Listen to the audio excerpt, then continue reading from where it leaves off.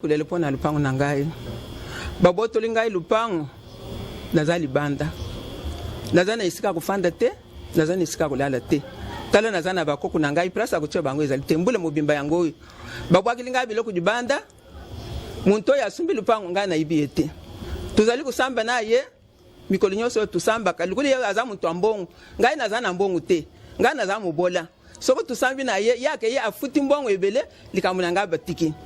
Okomune soko tugetu sambi ngai na longi yake yi afuti mbongo ebele ngai naza kolonga na ngai te yango na ipapa papa na ngai azobuka lokuta ko botola moto lopango ezali neti konte bien mbongo botola moto lopango e mwana ndambo na mabele aza vevte leto sombaka lopango azaki vevte azaki vivant to sombi abimi na mwasi ne wana mususu na ye ayebise tobima tokende ya boyaki resistance depuis 2012 asali biso boye atambusi biso na tribunal afunda mobali basamba na mobali na ye tisuka suka kaka ndenge nzambe ayebi komema justice na ye ya likolo nde lelo toye ko réussir lopango to nyokomi papa makambo lopango mobali na ngape aza victime nango abela kutu tension état de droit eza justice mikana na nganyo to yango ngana ukiko botola mutu naza nani nazali ni famille présidentielle ni généraux ni nani na ko botola mutu lopango na ye na ndenge ni.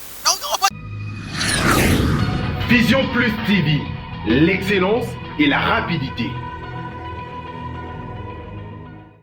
Je dénonce ezaline émission ya sikao to zwaki bongo mokano ya kosala kayango pona kolinga kubimisa makambo na poasa makambo mususu ezali koleka ya mabe boyebi bongo makambo ya spoliation ba parcelle ba conflit ya mapango yango nde ezali konyokola ba congolais surtout na makambo etali justice na biso na mboka na biso Congo.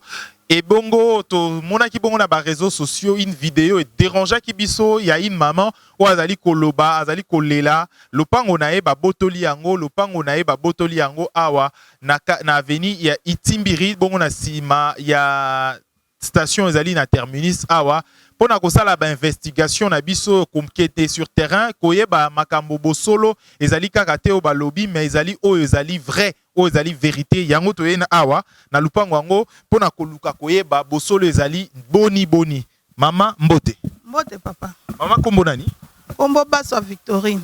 Alors lelo d'abord réseaux sociaux na ba vidéo to monaki bongo vidéo ya mama moko ezali kolela bongo lupango na yo ko botoli na ko utiliser bongo justice pour corrompre voire même justice pona koluka pour nuire na bango pour la bango botoli bango déjà lupango bobimisi bango libanda ya lupango maman ezali boni d'abord papa na ngai azobuka lokuta ko botola moto lopango ezali neti téléphone te bien mbongo botola moto lopango biso to sombi lopango ya kosomba na mokolo lopango be ya ntoka Clément na 2012 certificat na ya tekela biso lopango yango illustré tokotala Béa Tumba azali nani par rapport Béa Ntoka azali nani par rapport ya mama oyo tomoni na vidéo Béa Ntoka azali mobali ya mama wana azala basi mibale azalaki mobali mwasi ya papa wana azalaki basi mibale leri atekeli biso lopango alobeli mama oyo azoleka na télévision na tobima tokende bisikanga na sombeli lopango aza vete tosomaka lopango papa Toka azaki vivant papa Toka uti okufa ya de cela un mois na ndambo na mabele aza vete le tosomaka lopango azaki vete azaki vivant tosombi abimi na mwasi ne wana mususu na ye ayebise tobima tokende ya boyaki resistance depuis 2012 asali biso boye atambusi biso na tribunal afunda mobali basamba na mobali na ye tisuka suka kaka ndenge nzambe ayebi komema justice na ye ya likolo nde lelo toye ko réussir lopango to nyokomi papa makambo lopango mobali na ngape aza victime nango abela kutu tension mutoki na biso bu jeunesse na biso nyonso azalaki professeur ayebani atikala kozala escroquer aza professeur tout fait atangisi bana ebele bazana kati ya Kinshasa bango nyonso bakoki kopesa témoignage atikala ko escroquer mutu eloko te atambala moko te eloko moko atikala ko escroquer mutu tozokamwa ndenge bazoleka baloba to escroquer lopango eloko neti lopango mutu akende ko escroquer ye tozali ni famille présidentielle tozali ni ba généraux ni ba capitaine ni banani toza ba simple citoyen lopango tosombi na mutoki na biso moko Alors, balobi na mama na koloba, koyoka e koloba, alobi que lupangu wana ezali yaye. Bongo yebisa biso d'abord, na acte de vente, ya lupangu oyo. Ezali na acte de vente na kombo nini? Na acte de vente o papa atekeli biso eza na kombo. Mama wana, mutu ateki beya ntoka Clément. Mikanda mama wana zolo ba 70 ans mikanda aza nango eza mikanda ya lokuta. Mikanda wana ler bango ba détruisa mikanda ya papa na ya mobali na ye.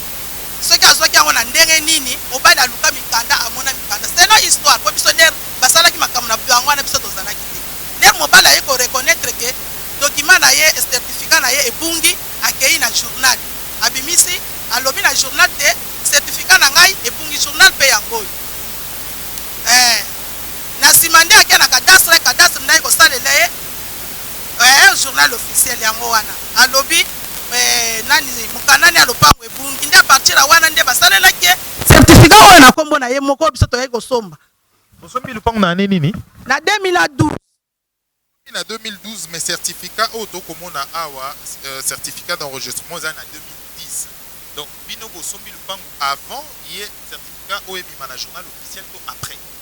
biso tosombi nani lopangu na nsima après avoir mokolo lopango oyo aperdre certificat na ye akala lero aperdre yango nde akei na cadastre nde akosalela ye certificat na kombo na ye moko a partir ya certificat kombo na ye moko nde akotekela biso tolandi bien na nini ya cadastre awa na Congo na lelo soki bakie kotala na kombo ya lupango na numéro ya lupango oyo ezali enregistré dernier enregistrement eza na kombo ya moto atekeli biso eza enregistré na kombo ya moto atekeli biso na kombo ya biso moko mikanda na biso mpe eza kakuna na kata tosi tosamba ti na cadastre yibango moko biro elongwa tribunal elongwa na matete ti na cadastre tosamba wana nani chef ya biro wana abimisa makambo nyonso areconnaîtra biso document eza na cadastre eza document na biso ya bango eza déjà annulé lelo ntango bakoloba ke bozo utiliser bafin moko ya bambongo na bino bambongo bozo kotia partout na bajustice nyonso bozo bozo corrompre bajuge bozo corrompre baavocat bozali kocorrompre bato nyonso voire même na bato na quartier awa mosusu basali batémoignage lelo personnellement ntango ozali komona yango boni bongo oyi komilobela nini papa na ngai eza bafaux témoignage eza nani bamonte scénario na bango wana mpo bayebi te gouvernement oyo ekoti ya sika eza bandeko na bango nde bamonte yango na likambo oyo ezali na député ya idps aza na nsima likambo oyo biso tozali bapauvre toza basimple citoyen jeune mbongo na biso nyonso bu jeunesse toéconomizaki toteka kuti mapango na biso mosusu na kikwiti toye toye kosomba lopango oyo biso ata l'histoire bakoki kotambola bisika nyonso tovanda totikala koestroke moto ata un franc na ye te tosalelaka kaka na motoki na biso tozosalela kaka na motoki wana eza bainfluence toza na likambo na motu te nyonso wana bazosala bayebi te lokola pouvoir en place ekoti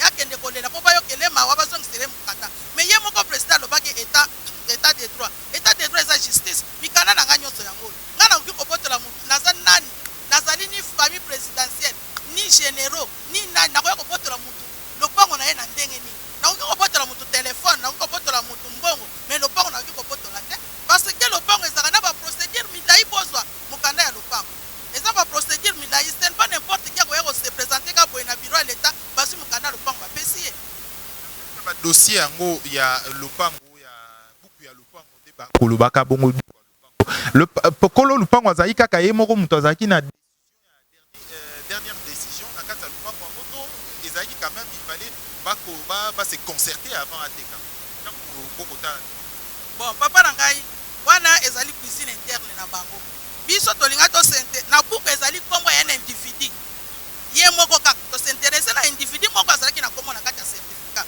toketi na cadastre balobi eza vrai oui ezali mokanda ya certificat batekelaki biso yango oyo bon toke mpe na cadastre totuni balobi oui eza lopango na ye yango wana tosangageaki papa na ngai tokendaki ti na cadastre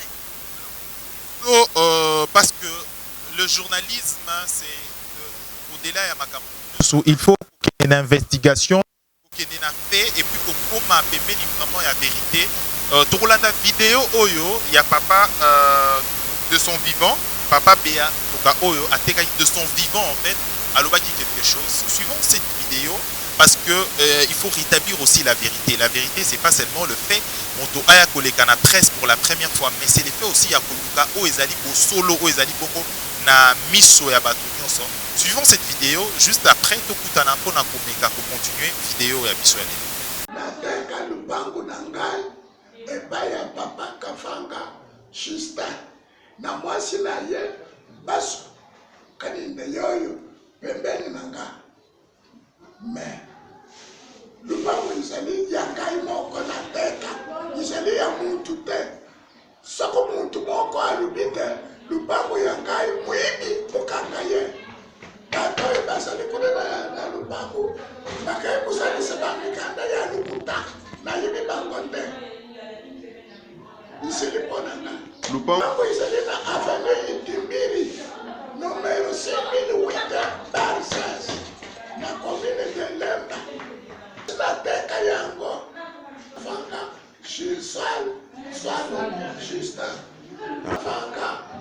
Justin nde tuza kotambola na ye isili Deko komona ni? Tumba. Tumba. Kota lupango ya Itimbiri komona ki video lo bati yo sara nini uzana ni? Nga tika ababa liboso lupango. Tika liboso lupango. Oui. OK. Déclaration au salaki sur makambo ya lupango wana. Nani azali propriétaire ya lupango wana ou yo le dit tika liboso lupango? Propriétaire lupango ya biete. Oui. Bonde ni osali ba déclaration au salaki wana sur bato wana ba korompaka ba lukana kongo mama na bota bana wana et tout. Ezaki boni. Ekoma ki ndenge ni yo lo ba. Biso teka liboso ande cameraman ya ki abengi biso boya koloba. Nde toye na mwa mobali mwa saki ande bando china cameraman ki na loba yango apena lobaki. Makambo lobaki kasi ozaki yango. Bon nde bando yebisa na loba bon. Donc makambo lobaki eza bato muzo yebisaki. Oui. Nani muzo yebisaki loba. Cameraman na jeune garçon de comment na yebate mais cameraman na jeune garçon. Baiki na butu. Oui, ba butu. Oki ko loba nini par rapport à la déclaration salaki ya na sur bato nyonso balana na déclaration. La déclaration na ba yebisa ngande ya babo yonga lobaki pona ngana cheke kumona na ba preuve na motepena yebi yangote. Makambo ya corruption yo mona déjà bazo corrompre bato. Non. Alors, de retour après élément Oyo, aujourd'hui,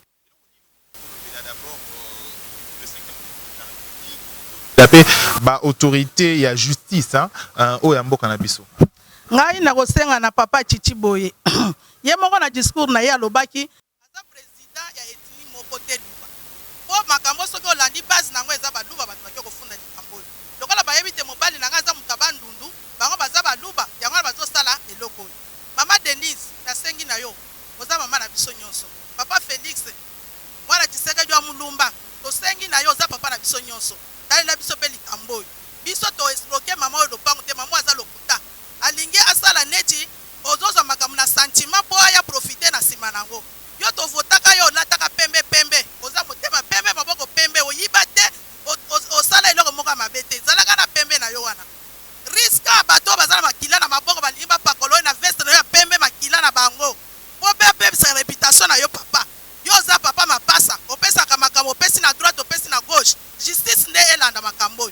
Yo moko lobaki état de droit eza justice. Ngana botoli mamo lopango na ete. Naza na ba preuve na nga mikana na nga nyonso eza ya koka papa na ngai. Kotela biso pe likambo. Po ba makanisi oza baza baluba yo kokotela bango. Yo po kokotela biso atake mobali na nga pesa mutabandu. Ona kisa bango toza président mutabandundu, oza pe président ya baluba. Merci. Alors, lelo tokoloba d'abord et là c'est une grande question vraiment tant pateka ki lupango oyo. Papa lupango ou ateki lupango est-ce que azalaki envie est-ce que bandaki kovanda awa na mwasi wana Papa na ngai papa wana ateki lupango na ye azalaki envie ye moko ancien combattant soda.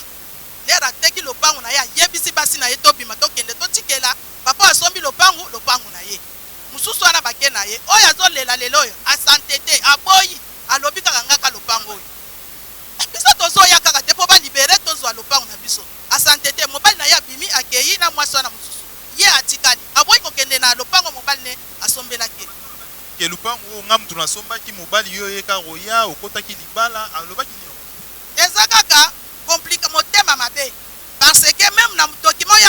kotambola nango wana eza na kombo na ye te ezaka na kombo ya papa wana ti bokotanga boza bajuriste bokotanga ezaka na kombo ya papa wana malgré azalaki na basi ne mibale ateki eloko po asomba mapango mibale asepare basi lokola susu ekotaki na kati kobunda kobomana ekotaki na kati ezaka motema mabe na ye mobali abimaki na ye na ndenge akufi ya de cela un mois et 2 semaines yango aza na mabele aza veuve te akufi kala mingi te papa wana okuti okufa kala mingi te ye mama wana kutu asundolaki mobali na maladi ayebi kutu makambo ya mobali te azokufelaka lopango eske akoki koyebisa biso elamba mobali akufelaki nango na nzoto nango bakundelaki ye na cimetière nini bakunda mobali na ye azoya kowelaka to bapotole lopango eza lipa nango bate moto akoki kolekaka na balabala boya potola lopango tomona ata na lere ya mobutu bo babotola bato mapango barekipera yango na leta biso nyonso toza na sa mibeko moto aza likolo mobeko azali naza simple citoyen nalukaka na motoki na ngai na mobali na ngati toconstituye capitale na biso po tosinvestir na kati ya Kinshasa toyibi mutu te toza bescro